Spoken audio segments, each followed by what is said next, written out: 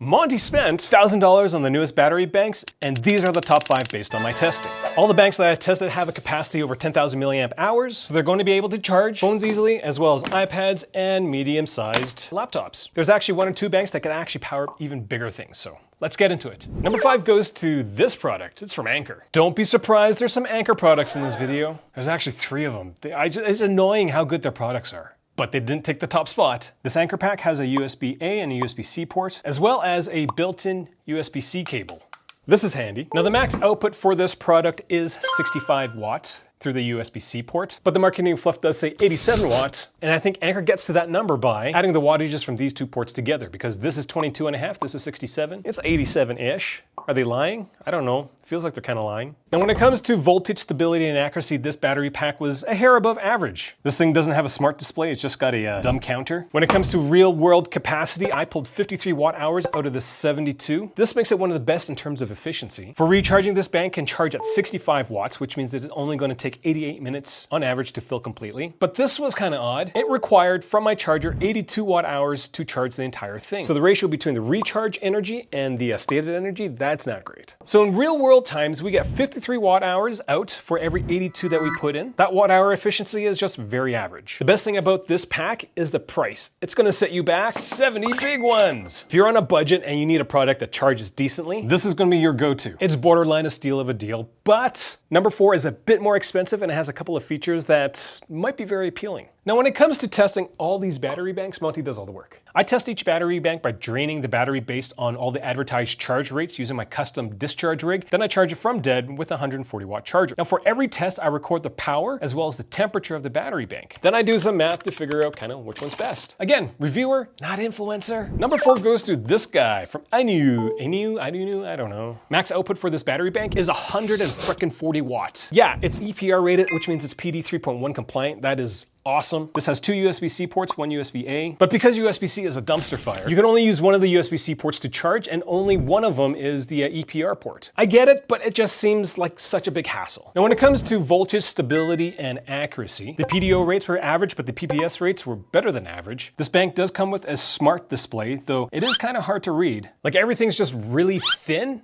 and it's hard to pick out what the numbers are because everything's just like a stick. Recharging on average only takes 94 watt hours. So that ratio is really good. So if we look at the real world implications, we'll say we get 61 watt hours for every 94 watt hours we put in. That is a really good ratio. Now here's the best part. My number 5 pick was $70. This thing is only $81. So if you're looking to future proof your battery pack with a EPR port, like get this thing, like come on. All right, this is number 3. I know it's not new. Pretty sure this Anker product was supposed to replace the Prime, but this thing is not good. In fact, this Prime handily beats most of the other battery banks that I tested. Anker did such a great job with this product.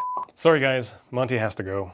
He doesn't want to be here. Now I've included in this video because I take my topics from previous years and I incorporate them in the testing for the New Year's, and they usually get outperformed, but not this thing. So the max output for this product is 100 watts. Now this battery pack has 2 USB-C ports, 1 USB-A port, and the USB-C ports are both innies and outies. Yes! This Anker Prime has decent voltage stability and accuracy for both PDO and PPS protocols. The smart display on this product is still one of the best. It's bright, it's easy to read. The screen is definitely better than my number 3 pick. Now when it comes to real world capacity, I managed to pull 45 watt hours out of the stated 72, and that's very average. Now in terms of recharging, this is where it gets sweet. This product has 100 watt out, it also has 100 watt in, which means this battery bank will charge from dead in 70 minutes. It's a monster like that. But as mentioned before by other reviewers, this thing ghost charges. Now when it comes to real world implications, we'll say that for every 45 watt hours we get out, we have to put in 70. That's a pretty good average based on all the products that I've tested. The biggest downside about this product is the price. It's the most expensive one still out of my entire collection of battery banks. It's almost twice as expensive as the Inu product from number 4.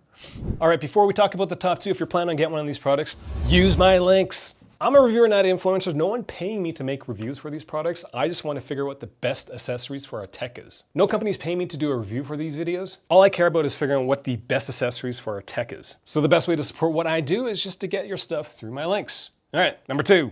It's an Anker product. This is the Anker Nano 3-in-1. Anker updated it for the 2025 version. It's basically if these two products, this is the old Anker Nano and this is the Anker 73, if they bumped uglies, and the child would look like this. I'll be honest with you, this product is going to be an arm's length at all times for the next year. This is that good. Port-wise, this thing has one USB-C port and an integrated cable. This integrated cable can act as like a thing to hold the battery bank and comes out easily like so. Yeah, and if you didn't catch it, it does not have a USB-A port, thank goodness. Now in terms of voltage stability and accuracy, this product was #1. There are lots of products that do okay with the PDOs, but the PPSs, that was kind of cool to see. Now the front of the Nano looks like it would have some sort of smart screen, but it has a really dumb screen.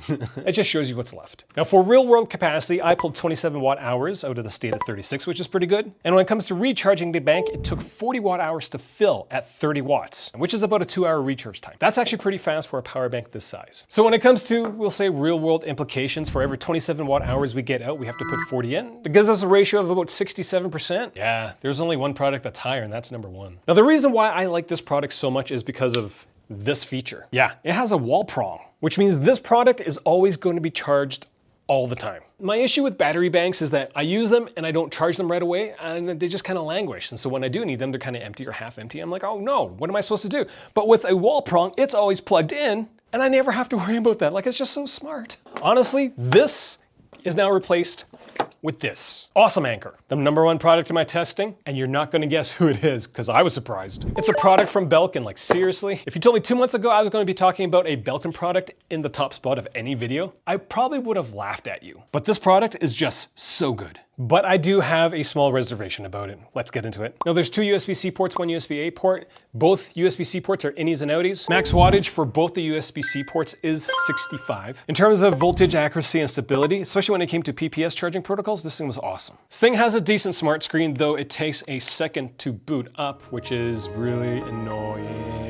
Oh, there it is. This thing will show you what's left, as well as how quickly it's being charged or discharged. When it came to real world capacity, I managed to pull 53 watt hours from the stated 72, and during recharging, it consumed 76 watt hours, so not too bad in terms of ratios. But in my charge tests, one of them took up to 4 hours, which is mind-blowing to me because this product can charge at 65 watts, and it does hit 65 watts, but the charge curve isn't like this. It's like, That's my biggest reservation about this product, is that the charge time is, So in real world terms, you get 53 out and you have to put 74 in. That ratio is close to 70%, and that is why this product is #1.